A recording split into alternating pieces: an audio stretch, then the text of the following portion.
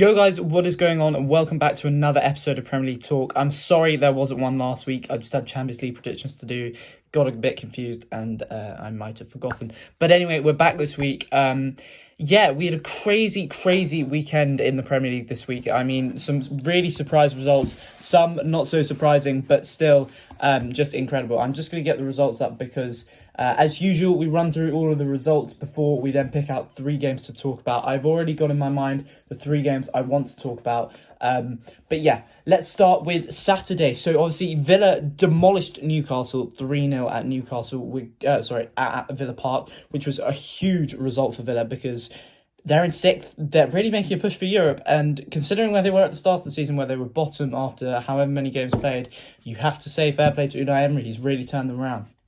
So Villa demolished Newcastle. Chelsea lose 2-1 to Brighton. We will come back to that game later. Everton, they got demolished 3-1 by Fulham at Goodison Park. I don't think anyone really expected anything else. Southampton, they lost 2-0 to Crystal Palace at home. And I have to say, I think that is the end of Southampton's stay in the Premier League. I can't see them picking up points anywhere else, especially as they have to go to the Emirates on Friday. I think it's a shame because, you know, Southampton have been here for 10 years now, but I think that's it for them. Wolves, they beat Brentford 2-0. Spurs lost in the final minute of the game at White Hart Lane. They lost to Bournemouth 3-2 in what was an absolute cracker of a game. And then finally, Manchester City beat Leicester 3-1. West Ham, we start Sunday, and West Ham, I'm in 2-0 down to league leaders Arsenal. It came back to draw 2-2. We will come back to that one. Forest, they lost to Manchester United. Bruno Fernandes and Diogo Dalot. Sorry, not Bruno Fernandes. Anthony and Diogo Dalot grabbing his first goal for the club in the Premier League. What a performance from Man United. They really turned it around, considering what happened on Thursday night with Sevilla. And then finally, last night, Leeds won, Liverpool 6. And that is the game we will start with.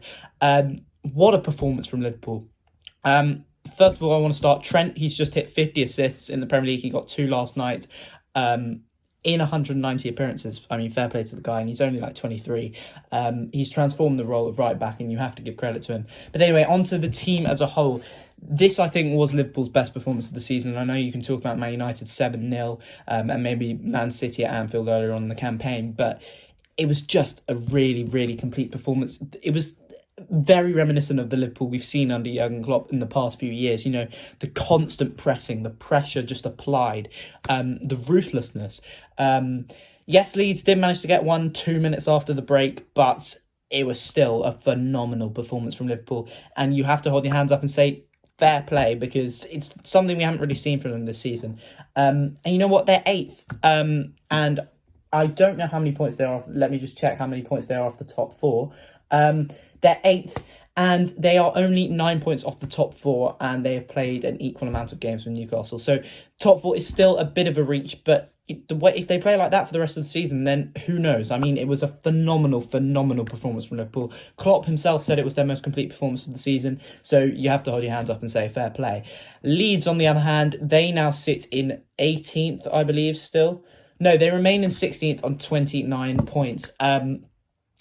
So they're not in the relegation zone, which is good for them. They avoided a scare there, but it really wasn't a good performance. And that's twice in a row now they've conceded 5 or more goals at home. Crystal Palace last weekend, Liverpool this weekend. So Ellen Road crowd will really not be happy. Yeah, I mean, we all know the capability Liverpool have to absolutely just sweep teams aside. And when they're on form, there's not much you can really do. I mean, we've seen them do it to teams such as Barcelona. So Leeds, they didn't really stand a chance when Liverpool were on that form, but it still wasn't a great performance. Javi Gracia's got a lot of work to do, but I think they should be fine. I think they should be fine. So yeah, what a performance from Liverpool's. They managed to score 6 at Ellen Road, which is just brilliant. Next game I want to talk about is Chelsea versus Brighton. 2-1 Brighton, Gallagher with a goal, Danny Welbeck with a goal, and Enciso with a screamer to seal the 3 points for the Seagulls. We'll start with Brighton. They currently sit in 5th, I believe, after Spurs lost. No, they sit in 7th. What am I on? But they have played 2 games less than Villa and Spurs, who Spurs are on 53 points, Villa are on 50 points, and Brighton are on 49 points. So Brighton, they could be sitting, having played their 2 games in hand, they could be sitting in fifth, which would be phenomenal for them. De Zerbi has transformed the way that club plays football. When Potter left, everyone thought, oh God, here we go for Brighton. They'd started the season so brightly. Only for Potter to get bought out by Chelsea. De Zerbi came in, no one really knew much about him, but he's done phenomenally well. And just the way they're playing, Matoma has arguably been one of the... No, he has. He's been one of the players of the season. 100% Brighton's player of the season, but he's been phenomenal. What a talent. McAllister, Caicedo, Lewis Dunk has turned into a phenomenal centre-back. And Evan Ferguson, we cannot forget about him, the young prospect at striker. Phenomenal performance from them to go away to Stamford Bridge to get 3 points. It's not easy, even when Chelsea aren't themselves doing too well. So fair play to Brighton, and I really hope they get Europa League because I do think they will deserve it. Talking about Chelsea though, they're in 11th. They're only 8 points off the relegation zone, and that is really, really worrying for Chelsea fans.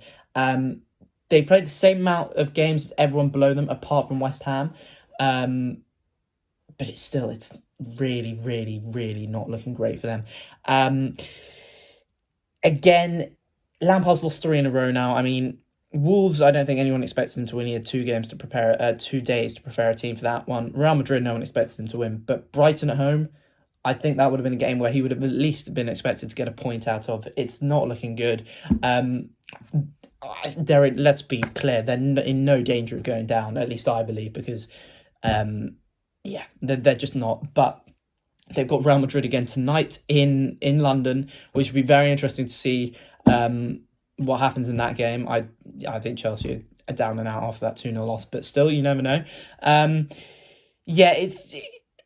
It wasn't a good performance. They're not going to get top 10. I can't see them getting above Fulham. They've played the same amount of games and they're 3 points off. Fulham have got a game in hand of them and they're still 3 points ahead. So I don't think Chelsea are going to get top 10, especially with Lampard in. They're going to get knocked out of the Champions League tonight. So I think they're done for everything this season. You can just call it a write-off, sweep it under the carpet.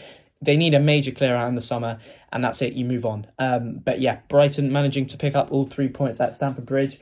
Finally, the final game I want to talk about was the one that hurt me the most, was West Ham versus Arsenal. Now, we'll start with West Ham because we cannot underestimate how big of a point this was. They obviously went to Craven Cottage last weekend and won 1-0. They now sit 15th in the table on 31 points with a game in hand on everyone around them. Huge. David Moyes have been under huge pressure. You think they were 2-0 down within 10 minutes to turn that game around, to bring it back, to get a point. Yes, 1 goal was a penalty, and the second from Jared Bowen was quite lucky. Ramsdale arguably could have saved it. It still takes guts, proper fight, proper mettle. And in a relegation battle, they need that. Huge point for them. Moyes will keep them up. I'm very confident about that. I still think he's the right man to lead them forward. Paqueta, Scamacca, they haven't worked out this season. Yes, it's first season. I think we need to give them time. Hopefully they should come good next season for the Hammers fans. A valuable point for West Ham. Moving on to Arsenal. Right, they now sit 4 points ahead of Man City, who themselves, Man City, have a game in hand. I'm going to be very blunt. We got very cocky. 2-0 up within 10 minutes. We started passing the ball around and it just looked like we were trying to hold out for the rest of the 80 minutes. Fair play to West Ham. I'm not going to talk about the performance as much because I feel like it was typical Arsenal, that we've seen this season. They just dominate the ball. They try to work out chances. They couldn't get through West Ham, which is the one thing I was pretty worried about, the fact that we couldn't really penetrate West Ham at all.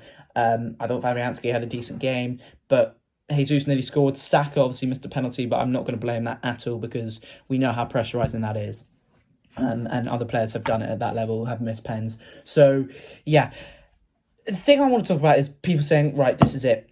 The league is Man City's. I think people still seem to underestimate that even if Manchester City won their game in hand, Arsenal would still be above them. And I know we have to talk about the fact that Arsenal have to go to the Etihad. They have to go to St James's Park. But who says that we can't get a point at the Etihad? I mean, yes, this might sound very biased from me as an Arsenal fan, but Brentford went there and won there. I know City have had a decent record there, but you still have to think that it's not impossible. And it would be so typical of Arsenal to draw a game like West Ham and then go and beat City. I'm not saying it's going to happen, and I don't think it will. and then go and beat City at the Etihad next week. Yeah, I think the title is still in Arsenal's hands, but as I say, I think it all comes down, and I've said this from the very start, since Arsenal and City have really been the two contenders for the title, it's going to come down to this game at the Etihad. It's going to be massive, and I cannot wait for it. My heart is going to go through some, mental trauma. But yeah, this has been Premier League Talk. Thank you guys so much for watching. Champions League, make sure you keep an eye on them. The second legs are tonight and tomorrow night. I'm going back to school, so I will be doing content from my room again. But yeah, thank you guys very much for watching, and I will see you in the next one. Cheers.